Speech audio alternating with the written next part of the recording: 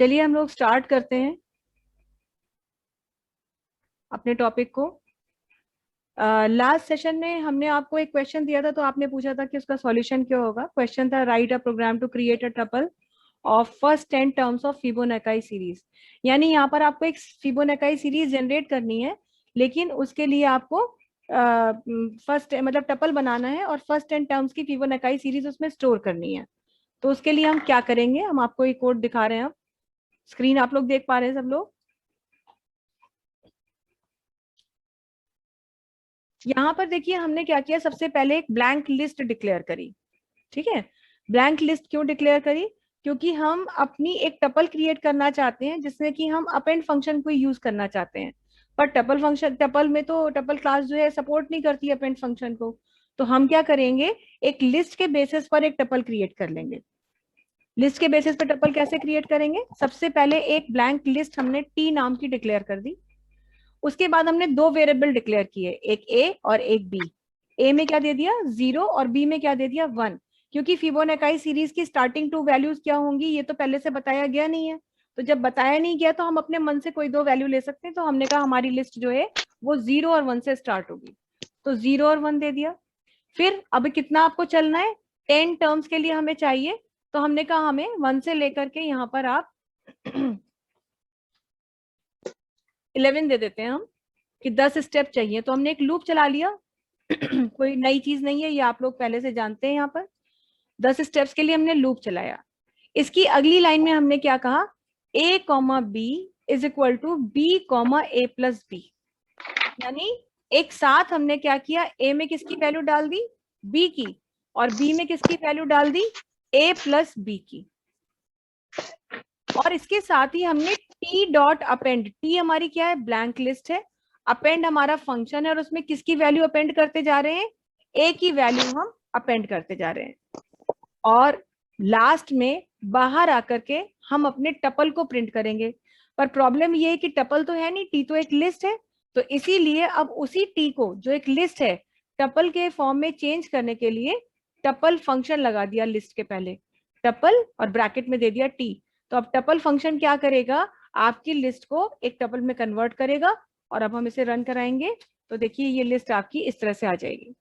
1 2 3 4 5 6 7 8 9 10, 10 steps की है। हाँ मैम शो नहीं कर रहा है। हाँ दिखा रही हूँ, करेगा करेगा, फिर रुक जाइए, परेशान मत होइए। ठीक है, ये यहाँ पर इस तरह से दिखा रहा है। पर अब जैसे कि पहले आपने फिबोनाची सीरीज बनाई है, तो आपने ये देखा है कि हम वो शुरू की दो वैल्यू भी तो प्रिंट कराते हैं, जो 0 और 1 है वो भी तो प्रिंट कराते हैं। जबकि यहाँ पर क्या हो रहा है कि लूप के अंदर जो वैल्यू अपेंड हो रही है वही प्रिंट हो रही है। तो इसका मतलब क्या है कि ये दो स्टेप एक्स्ट्रा हैं। एक्चुअली तो शुरू में 0 1 प्रिंट होना चाहिए था और फिर वो चीज होनी चाहिए थी। तो यहाँ पर अगर आप चाहें तो इसीलिए हमने क्या किया था इसको, इसीलिए हमने यहाँ पर इसको जो है यहाँ पे दिया था 9।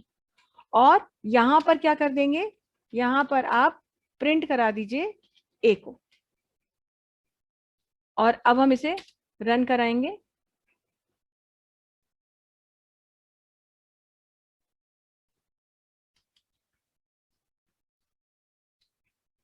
प्रिंट कराने की जरूरत नहीं है, वही ले लीजिए आप 11। क्योंकि जब हम किसी लिस्ट के या उसके बेसिस पर टपल क्रिएट करेंगे तो ओरिजिनल वैल्यू हमारी जो है वो नहीं प्रिंट होंगी, मतलब स्टार्टिंग वैल्यू प्रिंट नहीं होंगी। जो लिस्ट हम बना रहे हैं, जो हम यहाँ पर काम कर रहे हैं, यही वैल्यू हमारी उसमें अपेंड होगी। तो यहाँ पर हो क्या रहा है देखिए, ये चीज हमने एक ही लाइन में लिख दी है। इस चीज को हम और कैसे लिख सकते थे, इस चीज को हम ऐसे भी लिख सकते थे। अगर हम इस लाइन को यहाँ ऐसे ना लिखते तो हम दो लाइन में ये काम करते, A is equal to B and B is equal to A plus B, ये लिखते। तो आपको पता ही है, शुरू से बार बार ये बात बताई गई है कि आपका जो पाइथन का कोड है, पाइथन की जो कैरेक्टरिस्टिक है वो यही है कि वो लंबे लंबे कोड्स को कट शॉर्ट करता है। जिस चीज को आप बहुत सारी लाइनों में लिखते हैं उसे आप सिंगल लाइन में लिख सकते हैं। तो देखिए यहाँ पर आप ये तरीका भी इस्तेमाल कर सकते हैं, ये बिल्कुल ठीक है। अगर आप इसमें कंफर्टेबल नहीं है तो आप ऐसे यूज कर सकते हैं। सबसे पहले क्या हो रहा है कि ए में बी की वैल्यू आ रही है, ठीक है, और बी में ए प्लस बी की वैल्यू आती जा रही है। लेकिन जैसे ही बी में ए प्लस बी की वैल्यू आई तो यहाँ पर तो ए प्रिंट हुआ और अगली बार जब लूप चला तो ए में बी की वैल्यू यानी वही वैल्यू जो जुड़ करके आ रही है वो ए में आ रही है और अपेंड होकर के लिस्ट में चलती चली जा रही है। समझ लीजिएगा, देख लीजिएगा, कोई डाउट है तो बताइएगा, तो हम आपको उसे क्लैरिफाई कर देंगे। तो इस तरह से 2 लाइनों की बजाय आपने एक ही लाइन में ये कोड लिखा और इसको आपने रन कराया।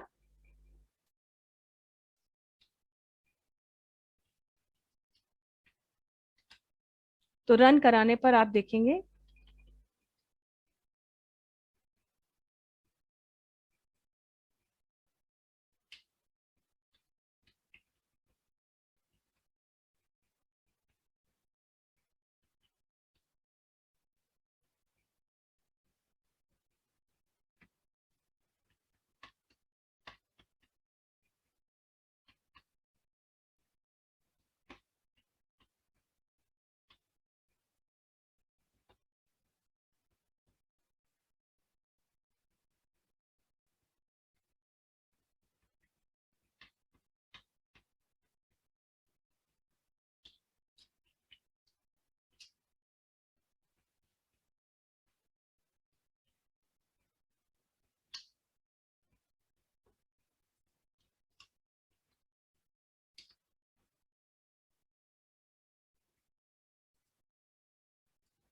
तो यहाँ पर ये देखिए आपकी पूरी लिस्ट आ जाएगी।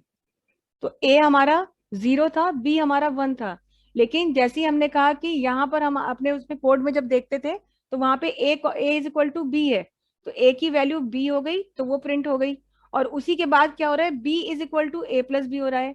तो बी में ए और बी की, अब ए भी 1 है बी भी 1 है, तो ए प्लस बी जो है बी में ए और बी का सम आ गया, वो आएगा। लेकिन वो अगली बार जब लूप चलेगा तब प्रिंट होगा। मतलब सेम लूप में बी अपडेट तो हो रहा है लेकिन वो बी असाइन हो रहा है नेक्स्ट टाइम पे जब आपका लूप चल रहा है तो ए में।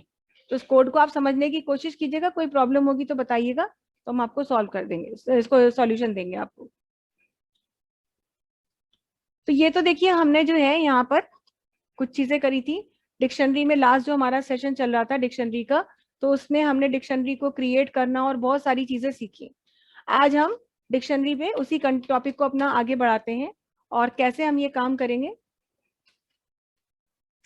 लास्ट सेशन में हमने आपको बताया था कि आप डिक्शनरी के जो एलिमेंट्स होते हैं उनमें एलिमेंट्स को ऐड कर सकते हैं, अपडेट कर सकते हैं।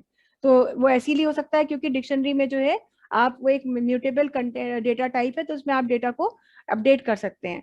लेकिन यहाँ पर जो भी अपडेशन होता है या जो कुछ भी होता है वो कीज के बेसिस पर होता है।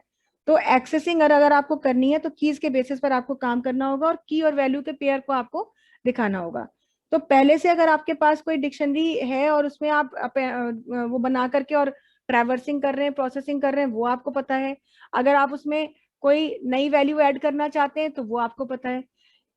अब लेकिन हम आपको एक प्रोग्राम के थ्रू यहाँ पर बना करके दिखाएंगे कि अगर हमें एक डिक्शनरी क्रिएट करनी हो जिसमें सपोज यूजर के कुछ, मतलब हमें स्टूडेंट्स के नाम लेने हैं और सपोज हमें उनके मार्क्स लेने हैं या कोई भी वैल्यू लेनी है, तो पहले से हमें मालूम है डिक्शनरी, वो तो हम डिक्लेयर कर लेते हैं की वैल्यू के पेयर बना लेते हैं। लेकिन अगर डिक्शनरीज के लिए हमें वैल्यू को एक्सेप्ट करना है तो हम कैसे एक्सेप्ट करेंगे, ये हम आपको एक प्रोग्राम के थ्रू बना करके दिखा रहे हैं। आप लोग भी प्लीज ये क्वेश्चन नोट कर लीजिएगा।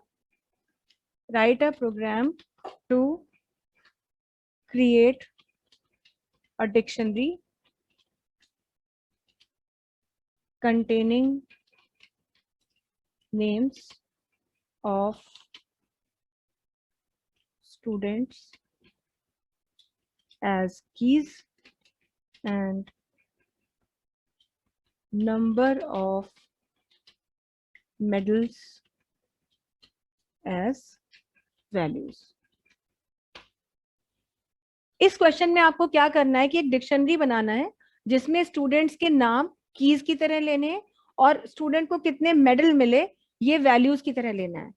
लेकिन यहाँ पर यह भी नहीं बताया गया है कि कितने स्टूडेंट्स के लिए काम करना है, एक स्टूडेंट के लिए करना है कि 10 स्टूडेंट के लिए करना है।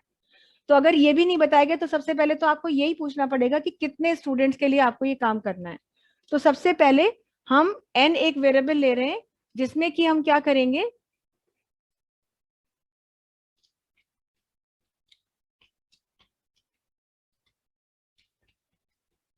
स्टूडेंट्स का हम काउंट एंटर कराएंगे कि कितने स्टूडेंट्स की बात हो रही है। Enter number of students. सबसे पहले तो हमें यही पता चलना चाहिए कि टोटल स्टूडेंट्स कितने हैं। जब हमें ये पता चलेगा तब हम उनके लिए डिक्शनरी बनाएंगे। तो अब ये तो हमें पता चल गया कि नंबर ऑफ स्टूडेंट्स कितने हैं, ये वैल्यू हमारी किस में आ गई, ये आ गई हमारी एन में। अब हमें क्या करना है, अब हमको एक ब्लैंक डिक्शनरी क्रिएट करनी है। तो डी नाम से मान लीजिए एक ब्लैंक डिक्शनरी क्रिएट की, क्योंकि इसी डिक्शनरी में हम वैल्यूज को डालते जाएंगे। डिक्शनरी क्रिएट हो गई है, एम्प्टी डिक्शनरी बना लिए। अब हम लूप चलाएंगे। तो लूप किसके लिए चलेगा, हमारा एन के लिए चलेगा, n+1, क्योंकि टोटल बच्चे n में हैं। तो ये लूप चला। अब इसके अंदर हमें माननी है उनके नाम और उन्हें कितने मेडल मिले। आपको पहले से ही ये क्वेश्चन में बता दिया गया है कि नाम को की के फॉर्म में लीजिएगा और वैल्यू को लीजिएगा, मतलब मेडल्स को लीजिएगा वैल्यू के फॉर्म में। तो एक वेरिएबल आपको की के लिए डिक्लेयर करना पड़ेगा और एक वेरिएबल आपको डिक्लेयर करना पड़ेगा वैल्यू के लिए। नाम चाहे तो आप की भी रख सकते हैं, ऐसा नहीं कि की नहीं रख सकते मगर जरूरी नहीं है कि की ही रखें, कुछ भी रख सकते हैं। तो मान लीजिए हमने कहा कि की का नाम हमने रख दिया के, तो के इज इक्वल टू, यहाँ पर हमें क्या पूछना है, नाम, की में नाम डालना है। तो हमने कहा एंटर नेम, ये तो हो गया नेम। और अब हमें वैल्यू लेनी है मेडल, तो वैल्यू के लिए वी ले लिया। और मेडल जो है, नंबर ऑफ मेडल जो है तो वो इंटीजर है, तो हमें उसे इंटीजर के फॉर्म में लेना होगा। हाउ मेनी मेडल्स, ये ले लिया यहाँ पर कि उसे कितने मेडल मिले। ठीक, अब उसके बाद हमें क्या करना है, अब हमारी जो डिक्शनरी है, जो डी नाम से हम डिक्शनरी बना के आए, उसके अंदर हमको यहाँ पर डिक्शनरी के की में क्या डालना है, डिक्शनरी के की के हिसाब से हमें उसके अंदर उसकी वैल्यू डालनी है। ये तरीका यहाँ पर इस्तेमाल करना होगा। ठीक है, इस लाइन से हम ये बता रहे हैं कि जो डी डिक्शनरी बनी है उसके की वैल्यू में की के साथ किसकी वैल्यू डाल दीजिए, वी की वैल्यू डालिए। तो की के में है और वैल्यू वी में है, इसलिए जो है यहाँ पर ऐसे लिखा जाएगा। और उसके बाद बस आप बाहर आ जाइए और प्रिंट करा दीजिए डिक्शनरी। अब हम इसे रन कराएंगे।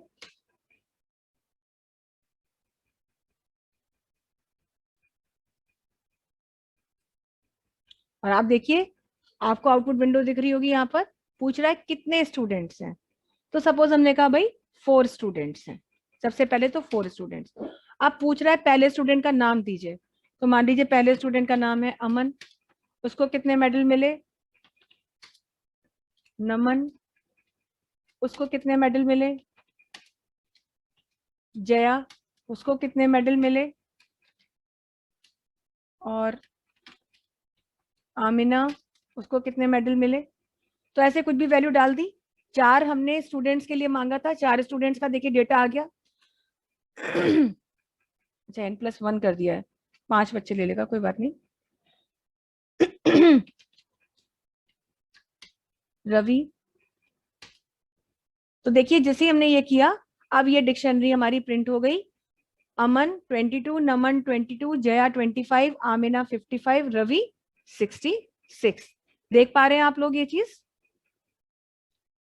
तो इस चीज को इसी हिसाब से यूज करना है। आप लोगों को डिक्शनरी बनी बनाई मिले जरूरी नहीं है, हमेशा पहले से नहीं पता होगा कि डिक्शनरी में क्या वैल्यू पड़ी है।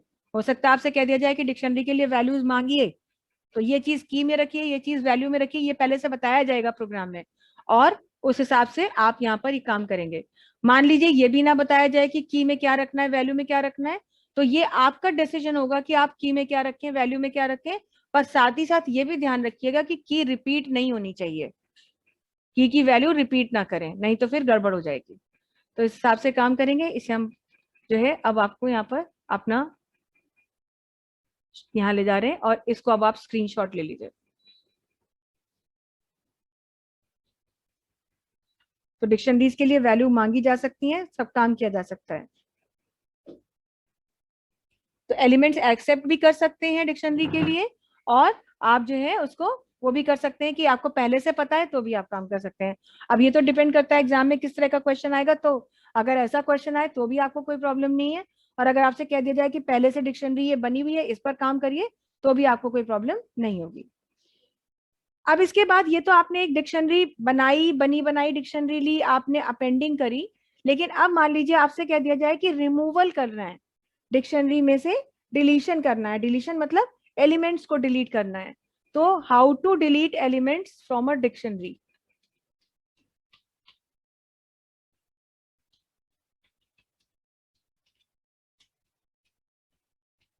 Deleting elements from a dictionary.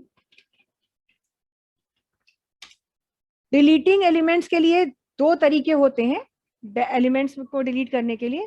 पहला तरीका हम आपको बता रहे हैं कि अगर आप डिक्शनरी एंट्री के हिसाब से, की वैल्यू पेयर के हिसाब से, मतलब अगर आप डिलीट करना चाहते हैं तो आपको की का नाम देना पड़ेगा। तो जिस की का नाम देंगे फंक्शन के साथ, वो उसकी वैल्यू डिलीट हो जाएगी, की वैल्यू, दोनों चीजें डिलीट हो जाएंगी। और चाहे तो आप जो है डेल फंक्शन से भी डिक्शनरी को डिलीट कर सकते हैं। लेकिन कैसे कैसे, किन बातों का ध्यान रखते हुए डेल फंक्शन यूज करना है, वो हम आपको आगे बताते हैं। सबसे पहले हम क्या कर रहे हैं, डिक्शनरी एलिमेंट के हिसाब से डिलीट कर रहे हैं डिक्शनरी को।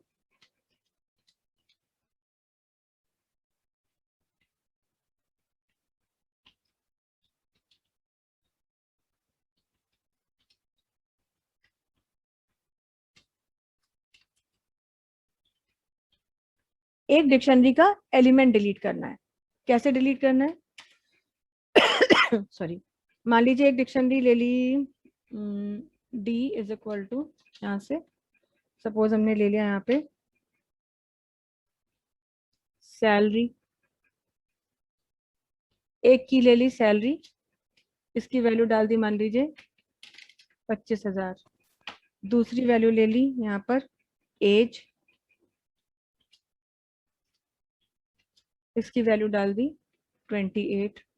तीसरी वैल्यू ले ली नेम, और इसकी वैल्यू डाल दी अमित। ये एक डिक्शनरी है हमारी। पहले हम अपनी डिक्शनरी को, ओरिजिनल डिक्शनरी को प्रिंट करा दे रहे हैं।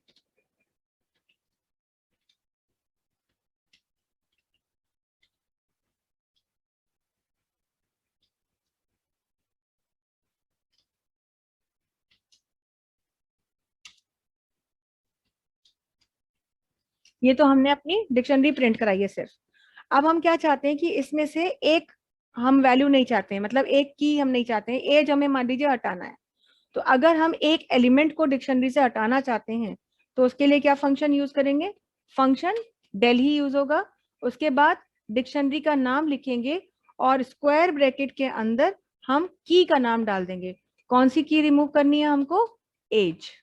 इस तरह से लिखेंगे और उसके बाद में हम फिर प्रिंट कराएंगे अपनी डिक्शनरी।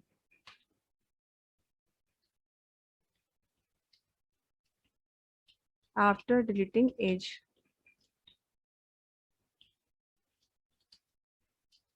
प्रिंट डी, रन कराएंगे और आप देखिए ये ओरिजिनल डिक्शनरी थी, तीनों कीज उनके वैल्यूज के साथ आ रही थी। सैलरी भी आ रहा था, एज भी आ रही थी, नेम भी आ रहा था। लेकिन जब हमने एज को डिलीट कर दिया तो सैलरी और नेम ही हमारी डिक्शनरी में रह गया। तो इस तरह से आप डिक्शनरी के किसी एलिमेंट को उसकी की वैल्यू डाल करके डिलीट कर सकते हैं। एक तरीका तो ये होता है डिलीट करने का, मतलब एलिमेंट्स को डिलीट करने का। दूसरा तरीका क्या होता है?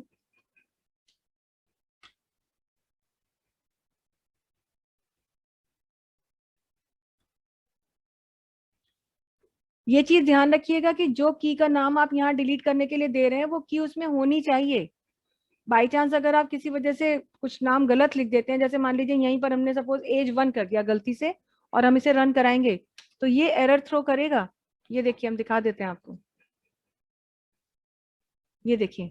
तो की का नाम जो डालते हैं वो की एग्जिस्ट करनी चाहिए, ये कंफर्म्ड होना चाहिए। अगर नॉन एग्जिस्टिंग की नेम हम डाल देंगे तो फिर आप जो है प्रोग्राम को एग्जीक्यूट नहीं करा पाएंगे। तो ये आपको केयरफुली ये काम करना है। मैम ये केस सेंसिटिव भी है क्या? हाँ बिल्कुल, केस सेंसिटिव भी है। अगर आप इसे ऐसे लिख देंगे, कल ही बताया था आपको केस सेंसिटिव होती है कीज, अगर आप ऐसे लिखेंगे तो भी एरर आ जाएगी, क्योंकि वो ऊपर जो की डिफाइन की गई है एज, उसके केस में और इसके केस में वेरिएशन है, तो अगर केस वेरिएट कर रहा है तो फिर यहाँ पर काम नहीं होगा, इसमें भी एरर आएगी। तो जिस केस में की डिफाइन की है उसी केस में आपको काम करना है। क्लियर है आप लोगों को? Yes ma'am. ओके, इसके बाद दूसरा तरीका है,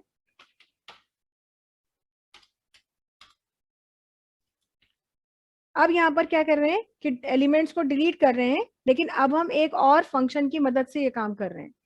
एलिमेंट्स को डिलीट करने के लिए हमें यहाँ पर एक फंक्शन मिलता है पॉप। पॉप फंक्शन आप पहले भी यूज कर चुके हैं, वैसे ही यहाँ पर भी पॉप फंक्शन का यूज करके आप डिलीट कर सकते हैं। जैसे यही डिक्शनरी ले रहे हैं,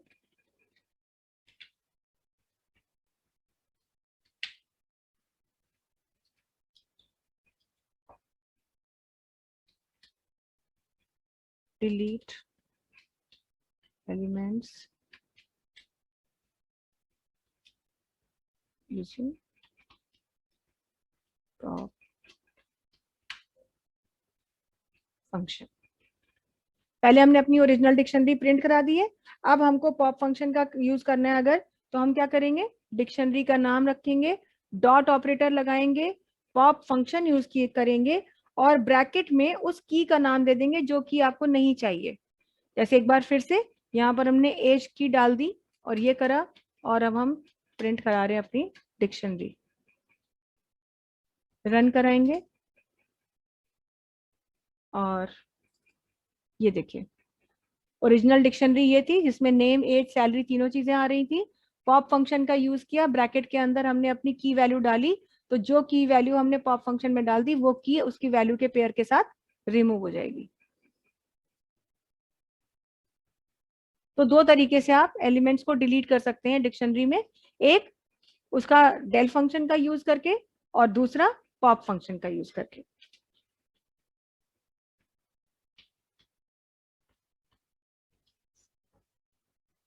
यहाँ भी वही ध्यान रखना, मतलब एग्जिस्टिंग की होनी चाहिए। अगर यहाँ पर आप पॉप में फंक्शन में की एक कोई नॉन एग्जिस्टिंग की डाल देते हैं तो ये आपको नॉट फाउंड का वो दे देता है एरर। ठीक है, अब इसके बाद हमें ये चेक करना है कि हमारी एक डिक्शनरी बनी हुई है तो क्या उसके अंदर कोई की एग्जिस्ट कर रही है या नहीं। हमारे पास ऑलरेडी डिक्शनरी है पर किसी की वैल्यू को हम चेक करना चाहते हैं कि वो उसमें एग्जिस्ट कर रही है या नहीं। तो इसके लिए क्या करेंगे, चेकिंग existence of a, तो कोई भी डिक्शनरी ले लेते हैं, मेंबरशिप ऑपरेटर्स का यूज करना होगा इसमें।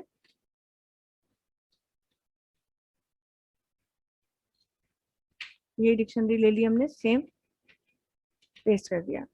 अब हम यहाँ पर चेक करना चाहते हैं, तो जैसे हमें देखना है, मान लीजिए कि इसमें एज है डिक्शनरी में या नहीं है, तो हम क्या लिख देंगे, एज इन डिक्शनरी का नाम डी, प्रिंट ये। आप रन कराइए, आपकी एग्जिस्टेंस के हिसाब से मेंबरशिप ऑपरेटर जो है वो आपको ट्रू या फॉल्स दे देगा।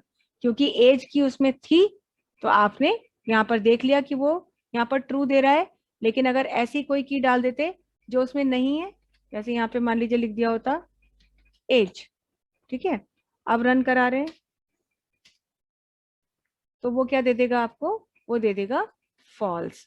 क्योंकि की का नाम देखने में तो सिमिलर लग रहा था, एज ही था और एज है भी हमारा, लेकिन जैसे अभी हमने थोड़ी देर पहले कहा कि क्योंकि उसमें जो है वो केस सेंसिटिविटी होने की वजह से सेम केस का की अवेलेबल नहीं है, इसलिए वो आपको एक फॉल्स कीवर्ड रिटर्न करेगा, अवेलेबिलिटी को बता देगा कि ये अवेलेबिलिटी इसके अंदर नहीं है। तो ये देख लीजिए, आपने देख लिया कि केस सेंसिटिव होती हैं, जिसकी वजह से अगर आप केस भी चेंज कर देंगे की का तो भी जो है वो आपका सही से नहीं आएगा, वो आपको फॉल्स दे देगा।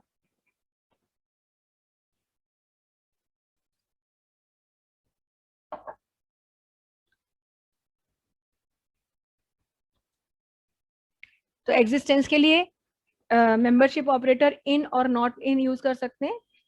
जैसे एक लाइन, एक नॉट इन कैसे यूज करेंगे, नॉट इन भी ऐसे यूज करेंगे। ऐसे मान लीजिए हमने दे दिया सेल नॉट इन डी, तो सेल क्योंकि है तो ये दे देगा फॉल्स।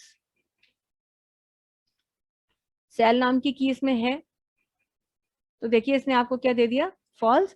तो एग्जिस्टेंस होने पर ट्रू रिटर्न करता है, एग्जिस्टेंस ना होने पर फॉल्स रिटर्न करता है अगर आप इन ऑपरेटर यूज कर रहे हैं। अगर आप नॉट इन यूज कर रहे हैं तो एग्जिस्टेंस होने पर फॉल्स रिटर्न करेगा और एग्जिस्टेंस ना होने पर ट्रू रिटर्न करेगा। आपको ये इन और नॉट इन का यूज अच्छे से पता है। तो ये आपने यहाँ पर एग्जिस्टेंस चेक कर लिया, स्क्रीनशॉट ले लीजिएगा।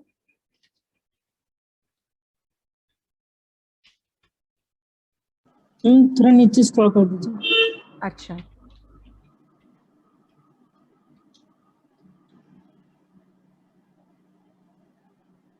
बस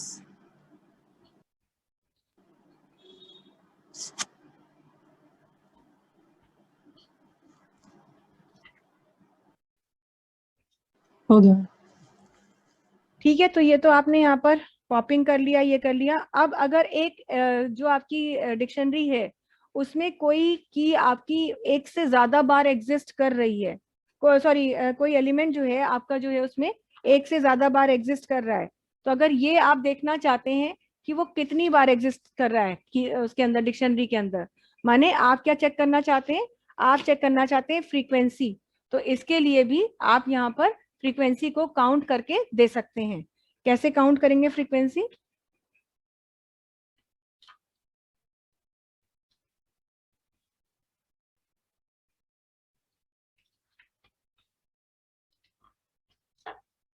counting the frequency of an element. तो अगर आपको काउंटिंग करनी है और चेक करना है, तो जैसे इसके लिए मान लीजिए कोई डिक्शनरी बना लेते हैं।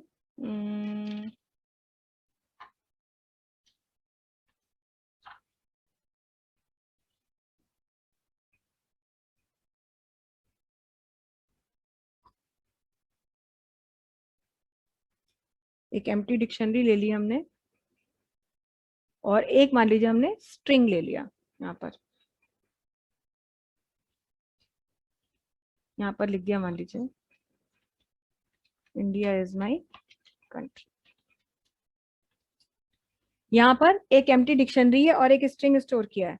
अब हम यहाँ पर अगर ये चेक करना चाहते हैं कि इस स्ट्रिंग में हमारे कितने कैरेक्टर्स जो हैं वो कितनी बार आए हैं, मतलब कौन कौन से कैरेक्टर्स कितनी बार आए हैं। आई आया है तो कितनी बार आया है, एन कितनी बार आया है, ओ कितनी बार आया है, वाई कितनी बार आया है, ये हम चेक करना चाहते हैं। तो अगर आपको कैरेक्टर्स के बेसिस पर ये काम करना है तो क्या करेंगे, आपको लूप चलाना पड़ेगा कैरेक्टर बाय कैरेक्टर जाने के लिए। तो यहाँ पे दे देंगे फॉर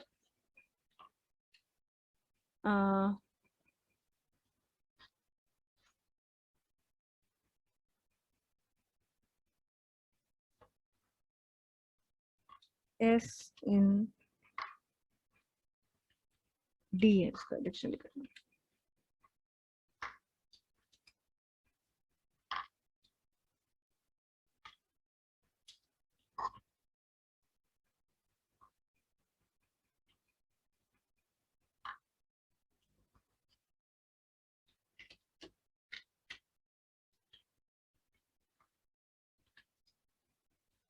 कैरेक्टर्स एक फंक्शन यूज किया जाएगा यहाँ पर।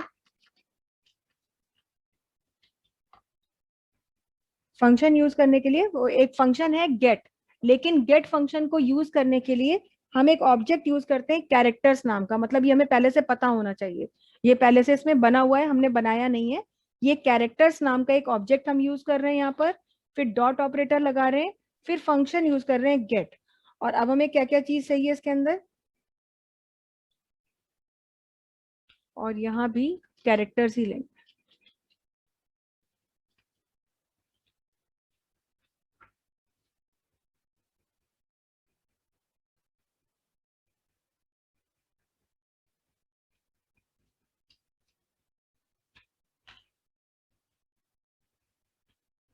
डिक्शनरी का ऑब्जेक्ट हमने ये लिया, डिक्शनरी से हम बना रहे हैं ऑब्जेक्ट। और इसके अंदर अब यहाँ पर गेट फंक्शन में हम क्या करेंगे, गेट फंक्शन में हम यहाँ लिखेंगे कैरेक्टर कॉमा 0 +1। क्यों लिखेंगे यहाँ पर? क्योंकि इससे जो है ये काउंटिंग करेगा और हर बार उसमें +1 करता जाएगा। इसके बाद यहाँ पर हम प्रिंट करा लेंगे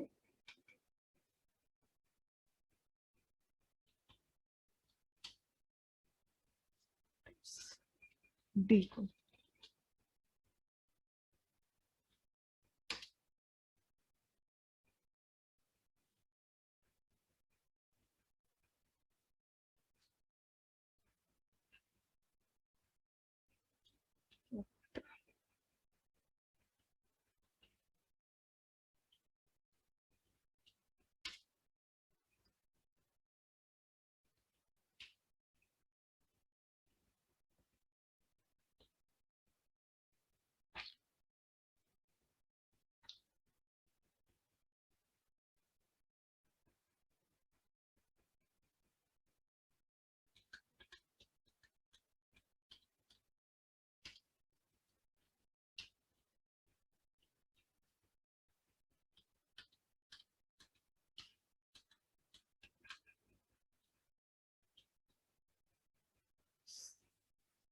कोई आउटपुट नहीं आ रहे हैं। DNS मैम SND नहीं होगा? SND नहीं नहीं, SND होगा ना। डी में एक एक कैरेक्टर ले रहे हैं तो कैरेक्टर को स्ट्रिंग के लिए मतलब एक कैरेक्टर बाय कैरेक्टर चलो स्ट्रिंग में। फिर यहाँ पर क्योंकि हम अपेंड करना चाहते हैं मतलब वो कैरेक्टर्स को रीड करना चाहते हैं तो एक एक करके रीड करेगा, तो स्ट्रिंग का जो हमारा ये है ये यूज करेगा।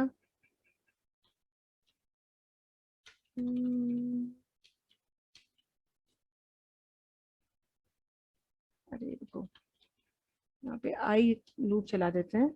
आई से लेते हैं फॉर आई इन एस। यहाँ पर इसको जो है आई कर देते हैं, यहाँ पे भी आई करेंगे।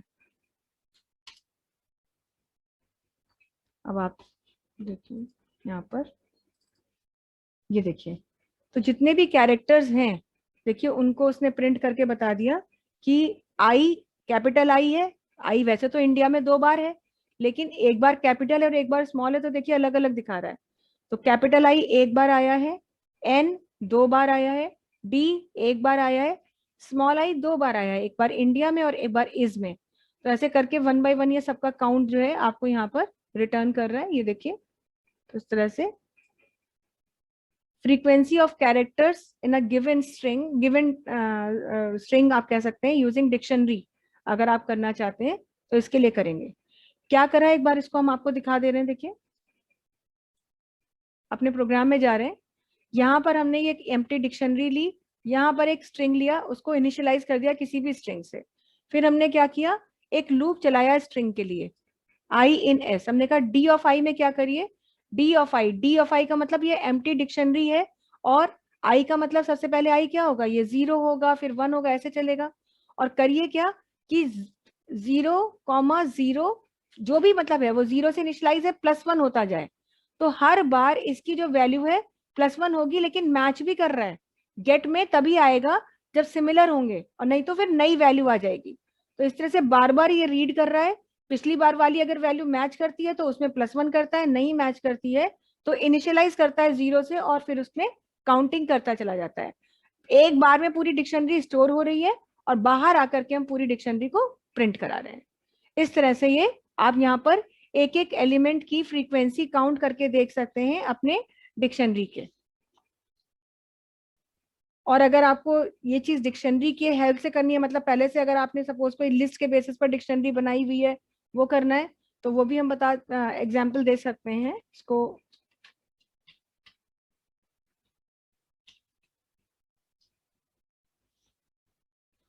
अगर आपको एक लिस्ट में करना है काउंट लेकिन डिक्शनरी की मदद से काउंट करना है तो आप कैसे करेंगे।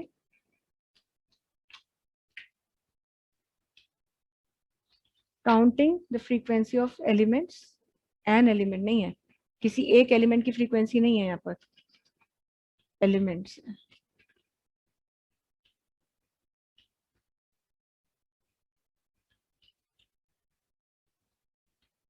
एलिमेंट्स इन और लिस्ट पर यूज कैसे कर रहे हैं, डिक्शनरी की मदद से। पहले एक लिस्ट बना लेते हैं कुछ भी, LST या L ही ले लीजिए, चलिए यहाँ पर कुछ भी वैल्यूज डाल देते हैं। सपोज रिपीट करेंगे 6,8,6,9,4,6,5,8,7,6,3,5 ऐसे कुछ हमने एक लिस्ट बना ली। अब लिस्ट को बनाने के बाद हम आएंगे, अपना लूप चलाएंगे और लूप चला करके हम ये काम करेंगे। सबसे पहले जैसी लिस्ट मिली थी उस लिस्ट को हमने प्रिंट कर दिया।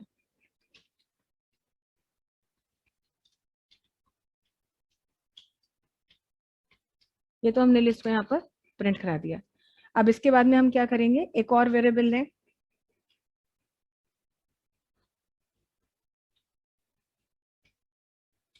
लेकिन इसके लिए तो एक और फंक्शन यूज करना होगा। ये चीज हम बाद में बताएंगे, क्योंकि जो फंक्शन हम यूज करने जा रहे हैं एक्चुअली वो फंक्शन इस टॉपिक का नहीं है, मतलब वो सेट्स चैप्टर का है। हालांकि सेट्स चैप्टर आपके सिलेबस में नहीं है, तो लेकिन चलिए अच्छा, अब फिर हम यही बता देते हैं क्योंकि वो चैप्टर तो है नहीं। तो यहाँ पर क्या करेंगे, एक और वेरिएबल डिक्लेयर करेंगे हम सेट के लिए। कोई भी वेरिएबल ले लेते हैं सेट के लिए। मान लीजिए हमने एक वेरिएबल ले लिया ST। ये हमने आपको शुरू में बताया था, जैसे टपल होते हैं, डिक्शनरी होते हैं, ऐसे ही पाइथन में एक और डेटा टाइप होता है सेट नाम का। सेट नाम का डेटा टाइप होता है। तो पहले आपको जो है इस लिस्ट को एक सेट में बदलना पड़ेगा, और लिस्ट को सेट में बदलने के लिए ही आप फंक्शन यूज करेंगे सेट, और इसके अंदर अपनी लिस्ट को लेके आएंगे। यहाँ पर सेट फंक्शन क्या कर रहा है, आपकी लिस्ट को ST नाम के सेट में डाल दे रहा है। तो लिस्ट एलिमेंट सेट में कन्वर्ट हो गए। इसके बाद में आपको क्या करना पड़ेगा, इसके बाद में आपको एक और यहाँ पर यूज करना पड़ेगा फंक्शन। कोई भी एक वेरिएबल ले लेते हैं, मान लीजिए D ही ले लिया। तो यहाँ पर अब डिक्ट एक जो है ऑब्जेक्ट है, और फंक्शन यूज करेंगे फ्रॉम कीज। ये पहले से बना हुआ फंक्शन है फ्रॉम कीज नाम का, और यहाँ पर हम अपने सेट का नाम देंगे कॉमा 0। अब ये इसकी आर्ग्यूमेंट होती है, फ्रॉम कीज फंक्शन की आर्ग्यूमेंट होती है कि आप सेट का नाम लिखते हैं और कॉमा 0 मतलब फर्स्ट इंडेक्स से स्टार्ट करो। अब आपको जो है यहाँ पर बताना है कि प्रिंट कराएंगे हम यहाँ पर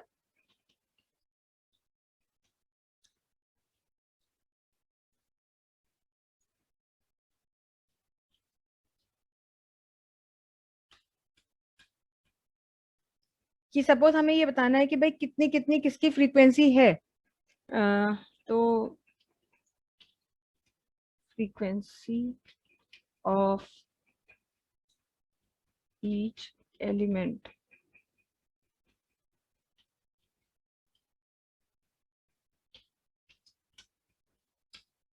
तो एक लूप लेंगे फॉर आई इन, लिस्ट का नाम हमारा एल है।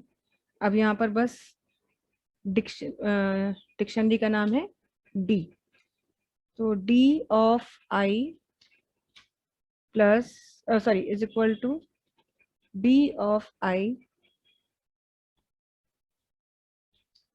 प्लस 1, और बाहर आकर के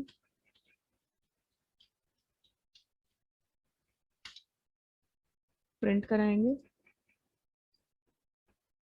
तो देखिए 3 एक बार आया, 4 एक बार आया, 5 2 बार आया, 6 4 बार आया, 7 एक बार आया, 8 2 बार आया, 9 एक बार आया। पर इसके लिए ये सेट फंक्शन आपको यूज करना होगा, और वो सेट फंक्शन मतलब सेट फंक्शन यहाँ देख लीजिए। वैसे सेट आपके उसमें सिलेबस में नहीं है, सेट टॉपिक आपको पढ़ना नहीं है।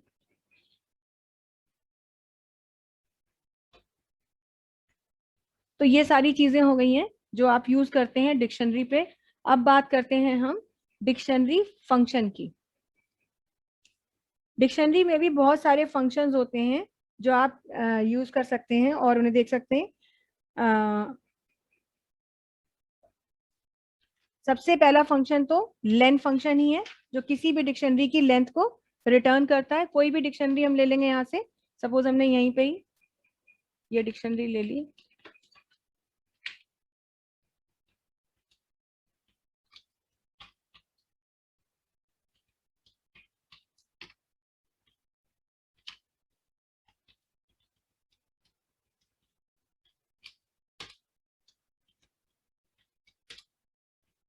ये एक डिक्शनरी है, आपको प्रिंट करनी है इसकी लेंथ।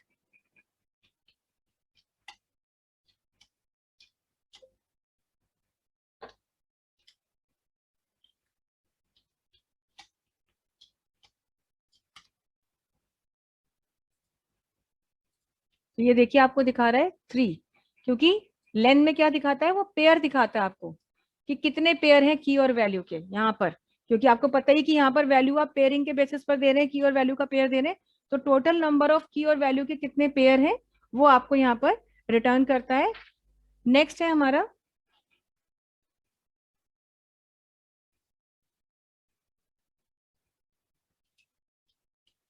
नेक्स्ट फंक्शन हम ले लेते हैं क्लियर फंक्शन।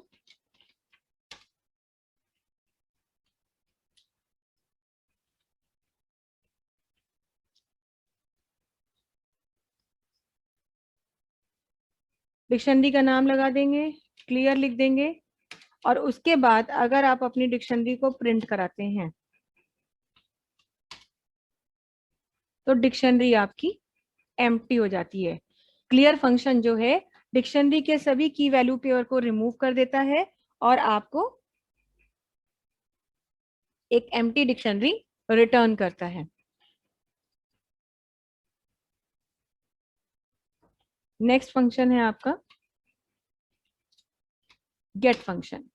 गेट फंक्शन क्या करता है, ये आपको एक की के हिसाब से वैल्यू को एक्सेप्ट करने में हेल्प करता है, मतलब उसको जो है एक्सेस करने में आपको उसकी हेल्प करता है। कैसे करता है,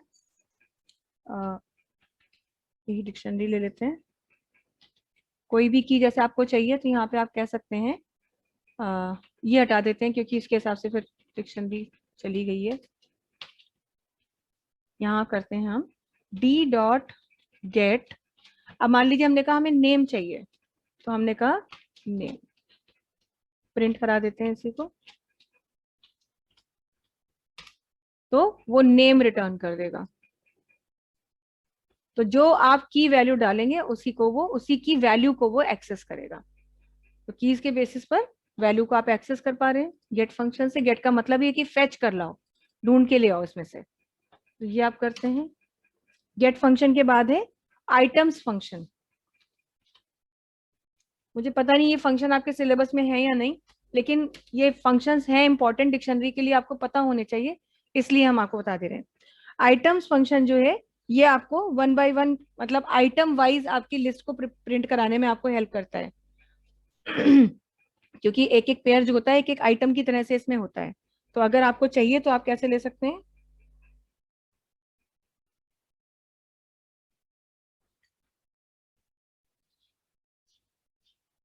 यही डिक्शनरी हमने अपनी डी ले रखी है, तो बस एक लूप चला लेते हैं और पहले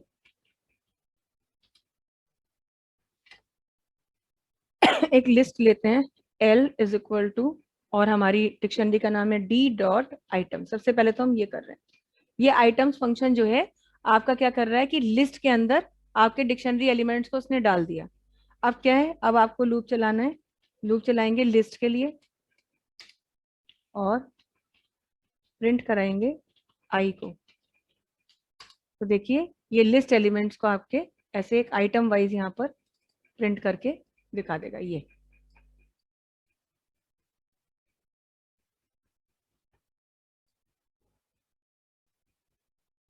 तो आप लोग स्क्रीनशॉट ले लीजिए और आज के लिए इतना ही करते हैं। फिर अगला जो हमारा चैप्टर होगा सेशन कल का उसमें जो है आपका ये चैप्टर खत्म हो जाएगा, क्योंकि अब 2-3 छोटी छोटी चीजें बची हैं बस, और ये डिक्शनरी का चैप्टर आपका खत्म हो जाएगा। डिक्शनरी के बाद 2-4-6 फंक्शंस बचे हैं बस, और तो कुछ ज्यादा नहीं है। डिक्शनरी के बाद आपका फंक्शंस चैप्टर आएगा, वो काफी इंपॉर्टेंट चैप्टर है और लेंदी भी है।